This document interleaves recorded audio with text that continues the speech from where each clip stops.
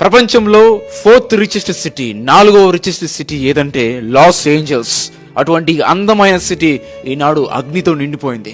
అక్కడున్న వాళ్ళందరూ కూడా $1 మిలియన్ హౌసెస్ కూడా వాళ్ళు వదిలిపెట్టేసి పారిపోవాల్సి వచ్చింది. వేరే ప్రదేశానికి వారు వెళ్లిపోవాల్సి వచ్చింది. మరి అలాంటిది అగ్ని ప్రమాదం జరిగిన 2 రోజుల ముందు గోల్డెన్ గ్లోబల్ అవార్డ్ షో కాలిఫోర్నియాలో జరిగింది. ఈ అవార్డ్ షోలో దేవుణ్ణి వాళ్ళు వెక్కిరించారు. దేవుణ్ణి మాక్ చేస్తూ గాడ్ లెస్ డౌన్ అని నినాదాలు చేశారు. దేవుడు అవసరం లేని సిటీ అని దేవుడిని వెక్కిరించడం జరిగింది. అది జరిగిన తర్వాత ఒక ప్రవక్తని ద్వారా దేవుడు ఆ ప్రదేశాన్ని హెచ్చరించాడు. మీరు మారండి, అగ్నిగంతగా రాబోతుంది, కాల్చివేయబడుతుంది అని చెప్పి దేవుడు హెచ్చరించాడు ఆమె ద్వారా. అయినా సరే వాళ్ళు వినలేదు.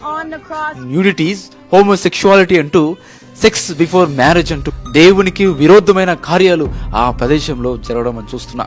ఆ ప్రమాదంలో లాస్ ఏంజల్స్ మొత్తం కాల్చివేయబడినప్పటికీ ఎవరైతే దేవుణ్ణి నమ్ముకున్నారో వాళ్ళ గృహాలు మాత్రం కాలిపోలేదు.